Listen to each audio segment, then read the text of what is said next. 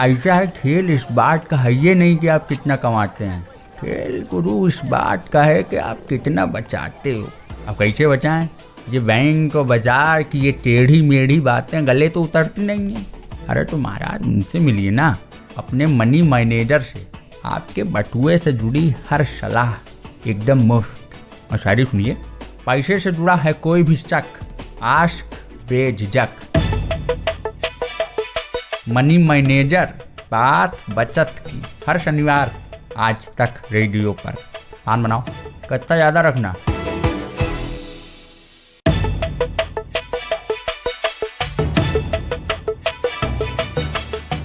हाय, मैं हूं Nitin Thakur. Welcome to Money Manager. यह है हमारा तीसरा एपिसोड। अगले 25-30 मिनट साथ होंगे आप, मैं और हमारे एक्सपर्ट। हम बात करेंगे आज टैक्स पर। टैक्स बहुत ज़रूरी चीज़ हम जानते हैं, इसलिए हम लेकर आए हैं अपने साथ आज मोहित गांग को। मोहित जी moneyfront.in, जो कि एक ऑनलाइन वेल्थ एडवाइजरी प्लेटफॉर्म है, उसके सीईओ हैं, को फाउंडर हैं। इसके पहले सिटी बैंक और HSBC बैंक में वेल्थ मैनेजमेंट का इनके पास 1 दशक से भी लंबा अनुभव रहा है। वेलकम मोहित जी। नमस्कार नितिन जी, बहुत बहुत शुक्रिया। तो आपको जल्दी से बता देते हैं कि हम यहाँ करते क्या हैं। सबसे पहले तो हर शनिवार आते हैं, जैसे आज आ गए, और फाइनेंस से जुड़ा एक टॉपिक उठाते हैं जो आज है टैक्स। इसका संबंध सीधा आपकी जेब से है। इस पर आज हम डिटेल में चर्चा करेंगे। और जैसा कि मैंने बता ही दिया कि टैक्स हमारा आज का टॉपिक है, इसमें इनकम टैक्स पर आज बात होगी। इसके सभी पहलुओं को समझेंगे। तो बताता हूं जल्दी से कि इस प्रोग्राम को आगे कैसे बढ़ाते हैं हम लोग। सबसे पहले आपको 1 मिनट में 3-4 ऐसी बड़ी खबरें बताएंगे जो आपकी जेब पर सीधा असर डालती हैं। इन्हीं खबरों पर एक लाइन का कमेंट लेंगे हम मोहित जी से। इसके बाद बात करेंगे टैक्स पर कि इसमें क्या नए बदलाव हुए हैं, जिसे transparent taxation honouring the honest कहा जा रहा है। इसका टैक्स सिस्टम पर क्या असर देखने को मिलेगा, ये किसके काम आएगा, लोगों को इससे क्या फायदा पहुंचेगा। इसके बाद एक सेगमेंट आता है हमारा हाँ जी और ना जी। अगर आप जॉब नहीं करते हैं तो भी क्या आपको टैक्स रिटर्न फाइल करना चाहिए? तो जब हम कहेंगे हाँ जी तो इसके फायदे गिनाएंगे, और जब कहेंगे ना जी तो बताएंगे कि नहीं भी करते तो क्या फर्क पड़ता है। इसके बाद कुछ जरूरी सवालों के जवाब भी तलाशेंगे, और लास्ट में हम बजाते हैं क्लोजिंग बेल, यानी कुछ ऐसे टॉपिक का जिक्र जिन पर आपको इस हफ्ते नजर रखनी चाहिए। ऐसी कुछ बातें, क्योंकि ये बातें भी आपकी जेब पर असर डालती हैं, और हमारा नारा है बचाते रहो। तो चलिए शुरू करते हैं top news of the week से।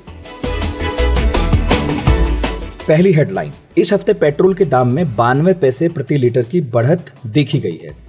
क्या एक छोटे अंतराल के बाद फिर से हम कीमतों में उछाल का दौर देखेंगे? जी, पेट्रोल के दाम इंटरनेशनल प्राइसेस से लिंक्ड है आजकल देश में। तो जैसे जैसे इंटरनेशनल प्राइसेस बढ़ेंगी वैसे पेट्रोल प्राइसेस और डीजल प्राइसेस बढ़ते रहेंगे। उसमें अभी सरकार ने अपना कदम पीछे हटा लिया है और प्राइसेस को पूरी तरह से इंटरनेशनल रेट से लिंक कर दिया है। जी, मूडीज का कहना है कि सार्वजनिक क्षेत्र के बैंकों को अगले 2 सालों में 2100 अरब रुपए तक बाहरी पूंजी की आवश्यकता होगी, और इसके लिए सरकारी समर्थन सबसे ज्यादा भरोसेमंद जरिया होगा। इस पर आप क्या कहेंगे? तो नितिन जी, मुझे लगता है कि बैंकों की हालत बहुत खराब है, और स्पेशली पब्लिक सेक्टर बैंक्स की हालत को ज्यादा ही खराब है। सरकार को वहां पर उन्हें एडिक्वेट कैपिटल प्रोवाइड करना पड़ेगा। 31 अगस्त तक मॉरेटोरियम है, वो खुल जाएगा। उसके बाद देखना होगा कि किस तरह से एनपीएस की रिकवरी होगी, किस तरह से लोन्स की रिकवरी होगी। आने वाले कुछ सालों में ये मानकर चलिए कि इंडिया के बैंकिंग क्षेत्र को बहुत कैपिटल की आवश्यकता लगेगी। ओके मोहित, आरबीआई के गवर्नर हैं शक्तिकांत दास। उन्होंने कहा है कि शेयर मार्केट की हालत असल इकोनॉमी के मुताबिक नहीं दिख रही है, इसलिए इसमें आगे गिरावट भी हो सकती है। इसके क्या मायने हैं? जी, ये बहुत ही फेमस सेइंग है कि economy and markets are 2 different things. तो कभी भी इकोनॉमी और मार्केट को आप लिंक कर सकते हैं बहुत लंबे अवधि के लिए कि 10 साल, 12 साल, 15 साल में मार्केट जो है वो इकोनॉमी को रिफ्लेक्ट करेंगे। बट 1 साल, 6 महीना, 3 महीने में बहुत डाइवर्जेंस देखने को मिलता है। फिलहाल मार्केट्स लिक्विडिटी के कारण, लो इंटरेस्ट रेट्स के कारण भाग रहे हैं, और इकोनॉमी पे ग्राउंड के जो हालात हैं, जो जीडीपी ग्रोथ की हालात हैं, उससे मार्केट अभी फिलहाल बिल्कुल भी रुख नहीं रख रहा है। और एफडीआई के मोर्चे पर भारत साल 2019 में 9वें स्थान पर था, 2018 में 12वें पर था। इसे आप कैसे देखते हैं? जी, एफडीआई फ्लोज भारत में लगातार बढ़ते जा रहे हैं। हमारी अर्थव्यवस्था को इससे काफी सहारा मिलता है। जितने लोग भारत से बाहर काम करने के लिए जाते हैं वो भी पैसा भेजते हैं अंदर, और जो फॉरेन इन्वेस्टर्स हैं वो भी इंडिया को एक अच्छी डेस्टिनेशन के तरीके से देख रहे हैं। और मेक इन इंडिया का जो नया नारा है उसमें मुझे लगता है कि एफडीआई फ्लोस को और बढ़ोतरी मिलेगी आने वाले सालों में।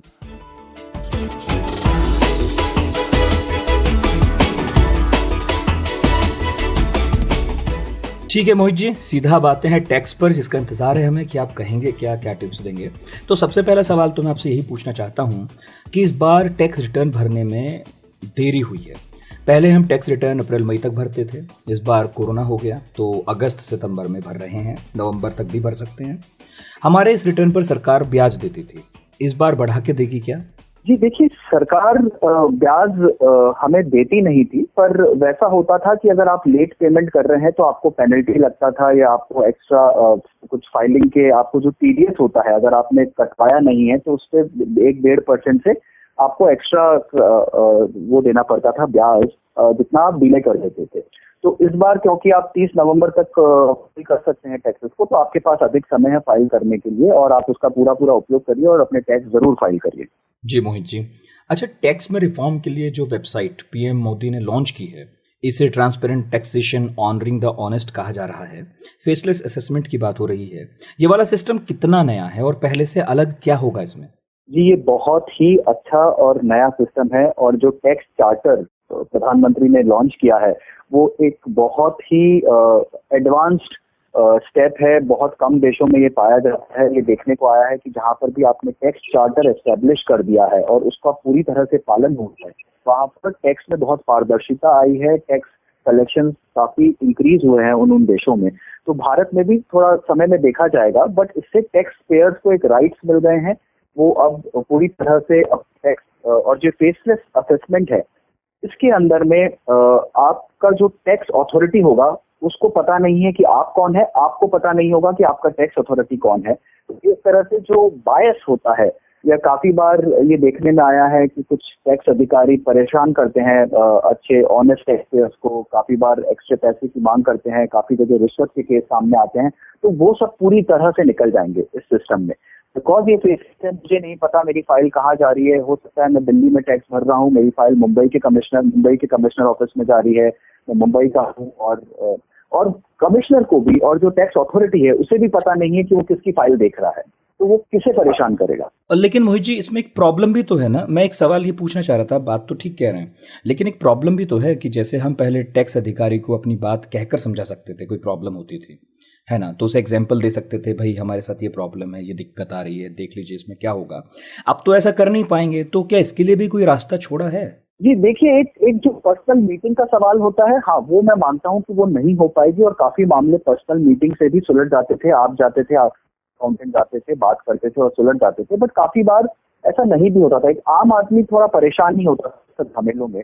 अब क्या है कि अगर आपके कुछ पॉइंट्स भी है तो आप उसको पूरी तरह से ऑनलाइन रिप्रेजेंट कर पाएंगे, दे पाएंगे, और जहां पर आपका केस बिगड़ जाता है कि आपका पॉइंट नहीं समझ पा रहा है, तो जो अपील्स होती थी वो अभी भी हैं।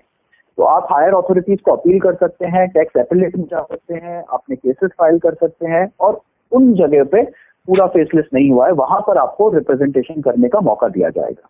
ओके, मगर मोहित जी, इस नए सिस्टम का कुछ तो नुकसान होगा जो आज नहीं तो फ्यूचर में सामने आ सकता है। आपका कुछ कहना है इस पर? कुछ हो सकता है सर? जी देखिए, फाइनली टेक्नोलॉजी है, नया सिस्टम है, इसको लाने में, इम्प्लीमेंट करने में काफी टाइम लगेगा। कितना इसका कवरेज आ पाता है और इसको किस तरह से आप पूरे देश में फैला सकते हैं, पॉपुलर कर सकते हैं, उस पर बहुत कुछ डिपेंड करेगा। देखिए अभी क्या होता है कि ज्यादातर अमूमन देखा गया है कि आम आदमी इस सब झमेलों में नहीं पड़ता, अपने चार्टर्ड अकाउंटेंट को बोल देता है कि जाइए मेरा टैक्स फाइल कर दीजिए। तो काफी हद तक चांसेस ये हैं कि जब ये फेसलेस हो जाएगा और कुछ क्रॉस क्वेश्चनिंग होगी तो जिसका फाइल है उन्हें बुलाया जाएगा, राइट। तो वहां पर आपको शायद अपने चार्टर्ड अकाउंटेंट रिप्रेजेंट करने के लिए नहीं मिलेंगे। तो बहुत आम आदमियों को शायद इतनी जानकारी नहीं होती है काफी बार टैक्सेस के मामले की, कि वो पूरी तरह से अपनी फाइल को रिप्रेजेंट करता है। तो मुझे लगता है उन कुछ क्षेत्रों में थोड़े से बदलाव की जरूरत होगी, बट अभी बहुत इनिशियल डेज है। शायद समय के साथ में यहाँ पर भी कुछ प्रोविजंस आएंगे और बदलाव आएगा, बट वो एक चुनौती हो सकती है जब आपको खुद को बैठकर अपनी टैक्स फाइल का के बारे में कुछ क्वेरीज को आंसर करना पड़े। ओके, तो चलिए अब हम चलते हैं हमारे उस सेगमेंट की तरफ जिसका मैंने आपको जिक्र किया था, हाँ जी ना जी।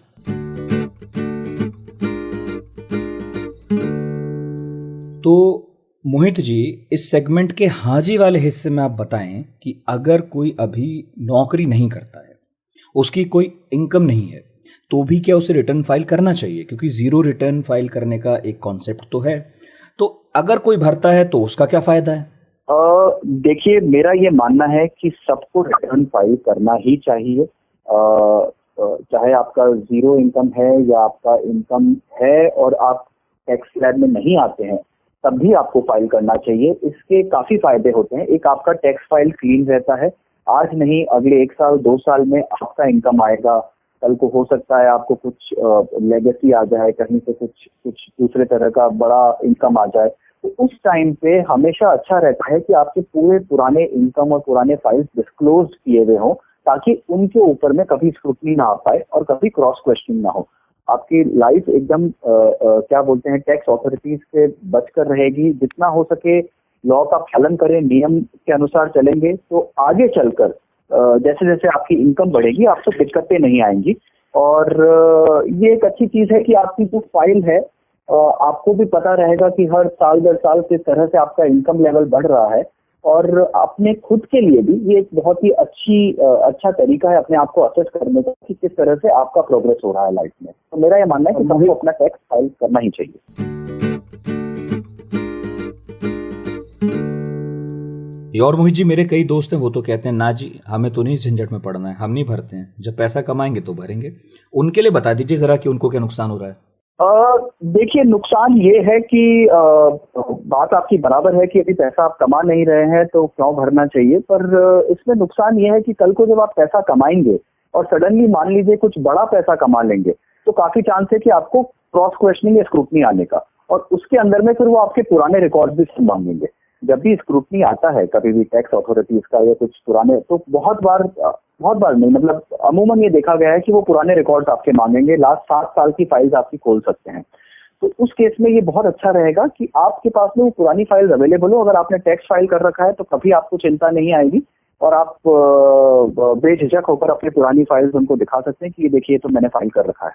जी, काफी आसानी रहती है। एक सवाल है जो मेरे मन में आ रहा है कि मान लीजिए नई जॉब करने वाला मेरा कोई दोस्त है और उसका पिछली दफा टैक्स रिटर्न भरना रह गया था, या फिर जानकारी नहीं थी, नहीं भर सका, तो अब उसके पास क्या रास्ता है, क्या करना चाहिए?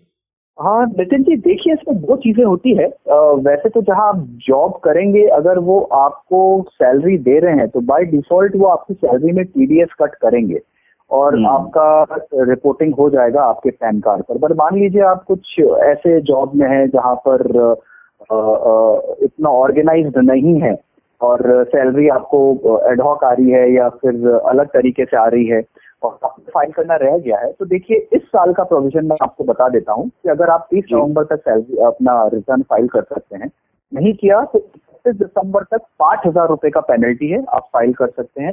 31 मार्च तक 10,000 रुपए का पेनल्टी है, आप फाइल कर सकते हैं। बस ये ध्यान में रखिए कि अब से लास्ट 2 साल से लेट फाइलिंग पर पेनल्टी लागू कर दी गई है। पेनल्टी नहीं होती थी, पर अब हर लेट फाइलिंग पे पेनल्टी है। तो इससे अच्छा है कि आप टाइमली अपना टैक्स फाइल करिए, अपनी फाइल्स को क्लीन रखिए। पेनल्टी देने का कोई फायदा नहीं होता। जी, और टैक्स से जुड़ी अगर कोई टिप्स आप देना चाहें कि बेसिकली किन बातों का हमें ख्याल रखना चाहिए, तो वो क्या होंगी?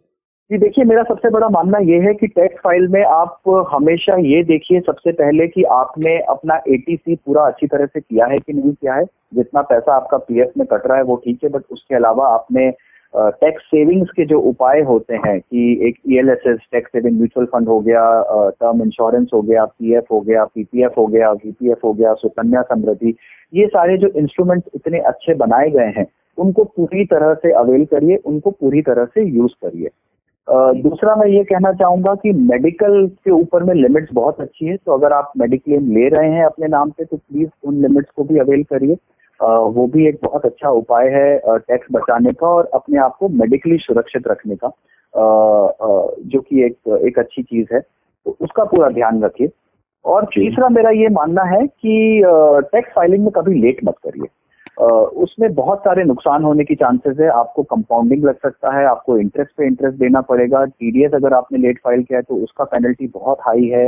तो ये जो कुछ क्लॉजेस होते हैं, कभी अगर प्रॉपर्टी बेच रहे हैं, प्रॉपर्टी खरीद रहे हैं, कुछ एसेट बेच रहे हैं, आपका जो इनकम आ रहा है उस पर आप बराबर से टैक्स का ध्यान रखिए। नहीं समझ में आता तो किसी एक्सपर्ट की राय लीजिए कि भाई इसमें टैक्स लगेगा या नहीं लगेगा, और उस हिसाब से टाइमली फाइलिंग करिए, बिकॉज लेट फाइलिंग का जुर्माना बहुत भारी है। मोहित जी, एक सवाल मेरे जहन में और आया है, और हमारे प्रोड्यूसर हैं ऋतुराज, वो भी पूछ रहे थे कि हम जो इन्वेस्टमेंट करते हैं टैक्स फाइल करते हुए उन्हें हमें किस तरह से दर्शाना चाहिए, ये आप बताइए। जी, ये काफी जरूरी है कि आपके जितने भी इन्वेस्टमेंट है, देखिए वैसे तो टैक्स आपको सिर्फ गेन पर फाइल करना होता है, तो जब आप बेचेंगे और जो आपको कैपिटल गेन आएगा, चाहे वो कैपिटल लॉस हो या वो कैपिटल गेन हो, आपको टैक्स उसी पे फाइल करना होता है। तो मान लीजिए आपने एक प्रॉपर्टी खरीद रखा था, बहुत सालों पहले आपने उसको नहीं दिखाया था, कोई बात नहीं, पर अचानक से आप उसको बेचते हैं इस साल, और वो 10 साल पहले की प्रॉपर्टी थी, उसके ऊपर में जो आपको गेन आएगा आपको वो दिखा के उसके कंप्यूटेशन के साथ में अपना टैक्स फाइल करना पड़ेगा। तो एक तो ये हो गया कि जब आप बेचते हैं तभी आपको टैक्स आता है, चाहे वो स्टॉक्स हो, म्यूचुअल फंड हो, प्रॉपर्टी हो या कुछ भी हो। इसी तरह से आपकी जो पॉलिसीज होती है इंश्योरेंस की, जब वो मैच्योर होती हैं तब उनका इनकम आता है। इंश्योरेंस की रकम टैक्स फ्री होती है अमूमन, अनलेस कि वो रिटायरमेंट या पेंशन प्लान्स हो तो उसमें कुछ टैक्सेशन आता है। तो जब मैच्योरिटी आता है, जब प्रोसीड्स आते हैं, तभी आपको टैक्स आएगा। तो वो ध्यान रखिए कि जिस साल बेच रहे हैं उस साल फाइल करिए। बट इन सब से भी अगर आप बचना चाहते हैं कि एकदम से आपको कोई बहुत पुरानी चीज पे हैसल ना हो, तो सबसे अच्छा तरीका ये होता है कि हर साल आप टैक्स स्टेटमेंट के साथ में अपना एक बैलेंस शीट फाइल कर सकते हैं। एक छोटा सा बैलेंस शीट बनाइए कि भाई मेरे पास में ये एसेट है, इतने स्टॉक्स हैं, ये इस डेट पे लिए हुए हैं, इस भाव पे लिए हुए, उसको बस फाइल कर दीजिए, साथ में अटैच कर दीजिए कि ये मेरा बैलेंस शीट है, ये मेरी ग्रसरी है, ये मेरा प्रॉपर्टी है। अगर वो एसेट फाइलिंग करेंगे साथ में, जो कि कंपलसरी नहीं है, वो सिर्फ 1 करोड़ से ऊपर वाले इनकम के लिए कंपलसरी होता है कि वो अपना एसेट फाइलिंग करें, बट अगर आप भी करना चाहें तो करिए, बहुत अच्छी बात है। इससे आपको भविष्य में आने वाली मुसीबतों से बहुत छुटकारा मिलेगा और आपको कभी दिक्कतें नहीं आएंगी आगे चलकर। ओके, ठीक है मोहित जी, तो ये बात हुई हमारी इनकम टैक्स पर। अगले शनिवार जब हम फिर से लौटेंगे तब पर्सनल फाइनेंस के किसी और टॉपिक पर बात करेंगे, लेकिन अभी जो टाइम है वो है क्लोजिंग बेल का, हमारा लास्ट सेगमेंट।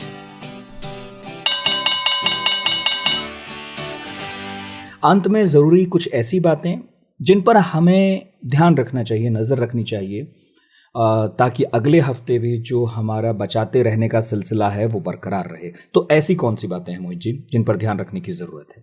देखिए, मार्केट के हिसाब से अगर देखें तो मार्केट पूरी तेजी में चल रहे हैं। अभी बहुत लिक्विडिटी है ग्लोबली, इंटरेस्ट रेट बहुत लो पर है हर कंट्री में, और मेरा ये मानना है कि थोड़ा सा मार्केट में बचकर संभल कर एंट्री लीजिएगा। सबको ये लग रहा है कि मार्केट बहुत तेजी से भाग रहे हैं, बट इकोनॉमी के ग्राउंड हालात इतने अच्छे नहीं हैं, तो थोड़ा सोच के समझ के पैसा डालिए मार्केट में, वो बहुत जरूरी है। और अगर इकोनॉमी की दशा से देखें तो अगले हफ्ते में 2 चीजें आएंगी, जो कि 28 अगस्त को हमको लोन ग्रोथ का डेटा मिलेगा कि क्या लोन ग्रोथ हो रहा है इस क्वार्टर में बैंक्स का, और क्या डिपॉजिट ग्रोथ है। तो ये दोनों आंकड़े जो आपने पिछला क्वेश्चन पूछा था कि बैंकिंग की हालत किस तरह से चल रही है, उससे रिलेटेड है। तो इन आंकड़ों से पता लगेगा कि इकोनॉमी में ग्राउंड लेवल पे क्या लोग लोन लेना शुरू हुए हैं, क्या लेंडिंग वापस शुरू हुआ है, क्रेडिट ग्रोथ कितना हो रहा है। तो वो बहुत जरूरी है देखने के लिए कि इकोनॉमी के हालात किस तरह से सुधर रहे हैं। जी, तो ये था हमारा वीकली प्रोग्राम मनी मैनेजर। बहुत बहुत शुक्रिया मोहित जी हमसे जुड़ने के लिए। नितिन जी, बहुत बहुत शुक्रिया, काफी अच्छा रहा आज आपसे बातचीत करके। Thank you so much. तो ये है मनी मैनेजर, तीसरा एपिसोड था ये। आज आपने सुना इनकम टैक्स के बारे में, मोहित गांग हमारे साथ थे। आपके बटुए से जुड़ी हर जानकारी पर हम आसान तरीके से बात करते रहेंगे आज तक रेडियो पर।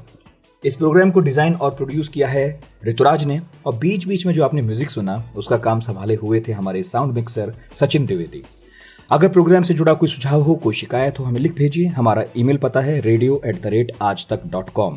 अगले शनिवार फिर हाजिर होंगे चौथे अंक के साथ मनी मैनेजर के। तब तक नितिन ठाकुर को दीजिए इजाजत। अपना और अपनों का बहुत ख्याल रखिए और सुनते रहिए आज तक रेडियो। नमस्कार।